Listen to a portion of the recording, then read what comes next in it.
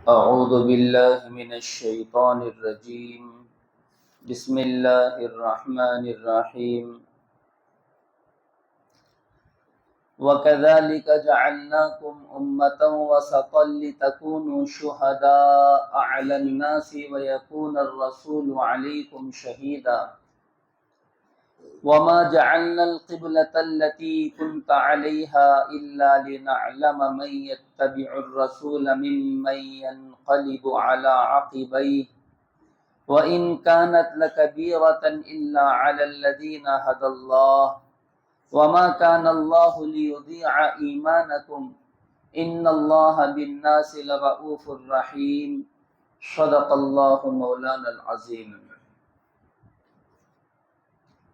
محترم و معزز بزرگوں، عزیزوں، دوستوں، بھائیوں، یہ سورہ بقرہ کی آیت نمبر 143 ہے۔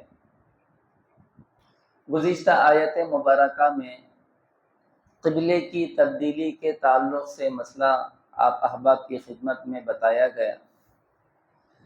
حضور اقدس حضرت جناب محمد الرسول اللہ صلی اللہ علیہ وسلم ابتدا میں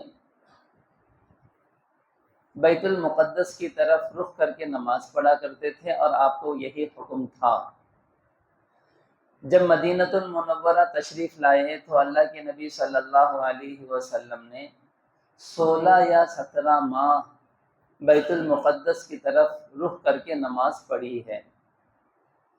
پھر اللہ رب العزت کی طرف سے حکم ہوا خانہ کعبہ کو اپنا قبلہ بنانے کا، تو حضور اقدس صلی اللہ علیہ وسلم نے نماز ہی میں اپنا رخ بدل دیا اور خانہ کعبہ کو اپنا قبلہ بنا لیا۔ اس پر منافقین نے، یہودیوں نے اعتراضات کرنا شروع کر دیے کہ مسلمان بار بار اپنا قبلہ بدلتے رہتے ہیں۔ تو اللہ رب العزت نے ان اعتراض کرنے والوں کو بے وقوف کہا اور ان کا منہ توڑ جواب دیا۔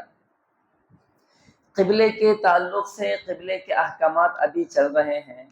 درمیان میں اللہ رب العزت نے امت محمدیہ کے عادلانہ مزاج کو، منصفانہ مزاج کو بیان کرتے ہوئے یہ آیت کریمہ نازل فرمائی، جس میں اللہ رب العزت نے امت محمدیہ کی تعریف کی اور ان کے عدل و انصاف کے معیار کو بیان کیا کہ امت محمدیہ صلی اللہ علیہ وسلم کا عدل و انصاف کس معیار کا ہے، ان کے اندر عادلانہ مزاج کس درجے کا ہے۔ بزرگوں، عزیزوں، اس آیت کریمہ میں ہم لوگوں کی بڑی تعریف ہے اور ہم لوگوں کی بڑی فضیلت بیان کی اللہ رب العزت نے۔ اس امت محمدیہ علی صاحبہ الصلاۃ والسلام کی بڑی فضیلت اللہ رب العزت نے بیان فرمائی۔ دیکھو اللہ رب العزت فرماتے ہیں وَكَذَلِكَ جَعَلْنَاكُمْ أُمَّةً وَسَطًا، اور اسی طرح ہم نے تم کو ایک ایسی جماعت بنائی جو اعتدال والی ہے، لِتَكُونُوا شُهَدَاءَ عَلَى النَّاسِ، تاکہ تم ہو جاؤ لوگوں پر گواہ، وَيَكُونَ الرَّسُولُ عَلَيْكُمْ شَهِيدًا، اور ہو جائے رسول تم پر گواہ۔ محترم و معزز بزرگوں، عزیزوں، اللہ رب العزت نے امت محمدیہ کو دوسروں کے لیے گواہ بنایا ہے، یہاں تک کہ گزشتہ حضرات انبیاء علیہم السلام کی محنت کا گواہ بنایا، نبیوں کی گواہی دی ہے اس امت نے۔ حدیث مبارکہ میں ہے، حضرت ابو سعید خدری رضی اللہ عنہ کی ایک روایت ہے کہ حضور اقدس صلی اللہ علیہ وسلم نے ارشاد فرمایا قیامت کے روز حضرت نوح علیہ السلام کو لایا جائے گا اور ان سے سوال ہوگا کیا تم نے اپنی قوم کو تبلیغ کی؟ حضرت نوح علیہ السلام کا زمانہ تبلیغ کا سب سے زیادہ ہے، 950 سال حضرت نوح علیہ السلام کا صرف تبلیغ کا زمانہ ہے۔ تبلیغ آپ نے 950 سال کی، آپ کی عمر 950 سال کی نہیں تھی۔ آپ کی تبلیغ 950 سال کی تھی۔ اچھا، حضرت نوح علیہ السلام نے صرف ایک ہی لوگوں کو، ایک ہی قوم کو، ایک ہی خاندان کو 950 سال تک دعوت نہیں دی، اور ان کی قوم کی عمر 950 سال نہیں تھی۔ حضرت نوح علیہ السلام کی قوم کی عمر چھوٹی تھی، وہ اپنے وقت میں آئے اور مر گئے۔ یہ حضرت نوح علیہ السلام کا معجزہ تھا، لوگ مرتے جاتے تھے، حضرت نوح علیہ السلام باحیات رہتے تھے۔ کئی نسلیں دیکھی حضرت نوح علیہ السلام نے، دعوت دیتے رہے اپنی قوم کو، انہوں نے نہیں مانا، وہ انتقال کر گئے، ان کے بچے آئے، پھر ان کو دعوت دی حضرت نوح علیہ السلام نے، دعوت دیتے رہے، وہ بوڑھے ہو گئے، مر گئے، پھر ان کے بچے آئے، پھر ان کے بچوں کو دعوت دی حضرت نوح علیہ السلام نے۔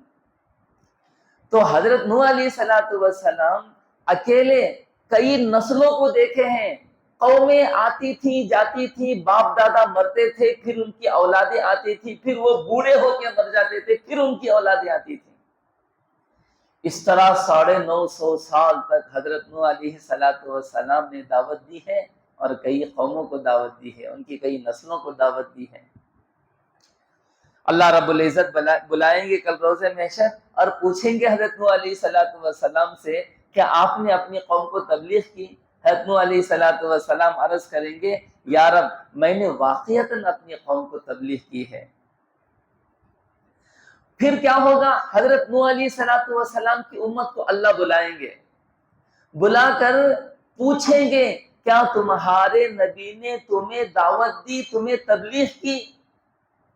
تو نافرمان قوم حضرت نوح علیہ السلام کی دنیا میں بھی جھٹلائی اور آخرت میں بھی جھٹلائے گی۔ اللہ رب العزت سے کہے گی، نہیں اے باری تعالیٰ، ہم کو کسی نبی نے نہیں بلایا، ہم کو کسی نبی نے تبلیغ نہیں کی، ہمیں کسی نبی نے نہیں سمجھایا۔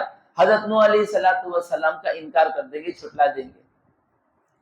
جیسے ہی حضرت نوح علیہ السلام کی قوم انکار کرے گی اور جھٹلائے گی، تو پھر اللہ رب العزت حضرت نوح علیہ السلام سے پوچھیں گے کہ آپ جو دعویٰ کر رہے ہیں کہ میں نے اپنی قوم کو تبلیغ کی، اس پر کوئی گواہ ہے تمہارے پاس؟ آپ کسی کو بطور گواہ کے پیش کریں گے؟ تو حضرت نوح علیہ السلام جواب دیں گے، میں حضرت محمد الرسول اللہ صلی اللہ علیہ وسلم کی امت کو میں گواہ بناتا ہوں۔ حضرت محمد الرسول اللہ صلی اللہ علیہ وسلم کی امت گواہی دے گی کہ میں نے اپنی قوم کو تبلیغ کی ہے، دعوت دی ہے۔ پھر امت محمدیہ کو بلایا جائے گا اور امت محمدیہ سے گواہی لی جائے گی، اور امت محمدیہ گواہی دے گی، ہاں حضرت نوح علیہ السلام نے اپنی قوم کو تبلیغ کی ہے۔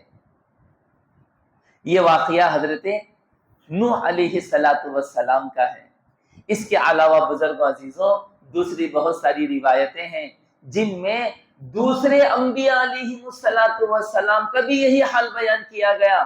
نبیوں کی قومیں جھٹلائے گی نبیوں کو، اور حضرات انبیاء علیہ السلام بطور گواہ کے، وٹنس کے امت محمدیہ کو پیش کریں گے، اے باری تعالیٰ آپ امت محمدیہ سے پوچھ لیں، امت محمدیہ گواہی دے گی کہ ہم نے اپنی قوم کو دعوت دی ہے، تبلیغ کی ہے، آپ کے احکامات پہنچائے ہیں۔ اللہ رب العزت امت محمدیہ کو بلائیں گے، بلا کے ان سے گواہی طلب کریں گے، اور امت محمدیہ گواہی دے گی۔ پھر اللہ پوچھیں گے، تم کو کیسے معلوم کہ انہوں نے اپنی قوم کو دعوت دی ہے؟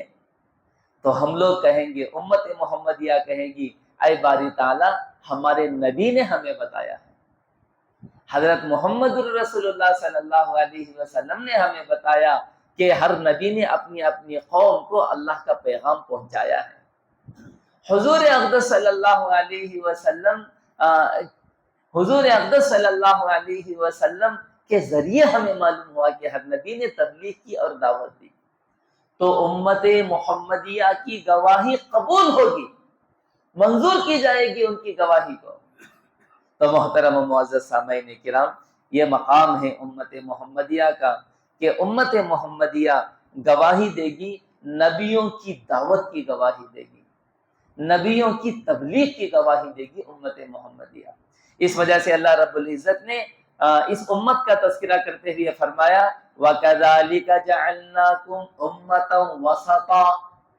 وسطا کے معنی آتے ہیں عدل کے، انصاف کے، اور وسطا کے ایک معنی آتے ہیں بہترین کے، وسطا کے ایک معنی آتے ہیں اعتدال کے، میانہ روی کے۔ بزرگ عزیز و دوستوں، اس امت میں اور اس دین میں میانہ روی ہے، اعتدال ہے، افراط اور تفریط نہیں ہے۔ جیسے گزشتہ نبیوں کے دین میں، شریعت میں افراط و تفریط تھا، ایک دم مشکل دین یا ایک دم آسان دین، ایسا نہیں ہے، بلکہ اس امت میں اعتدال ہے، اعتدال۔ نہ پوری طریقے سے رہبانیت ہے، نہ پوری طریقے سے بیوی بچوں میں مشغول ہونا ہے۔ شادی کرنا بھی دین ہے، اور تجارت کرنا بھی دین ہے، اور دین کی محنت کرنا بھی دین ہے۔ گزشتہ قوموں میں کیا تھا؟ پوری طریقے سے رہبانیت لوگ اختیار کرتے تھے، بیوی بچوں کو سب کو چھوڑ چھاڑ کے پہاڑوں میں جنگلوں میں چلے جاتے تھے، اور وہاں اللہ اللہ کہتے رہ جاتے تھے۔ اللہ کے نبی صلی اللہ علیہ وسلم نے فرمایا لا رہبانیت فی الاسلام، اسلام میں رہبانیت نہیں ہے۔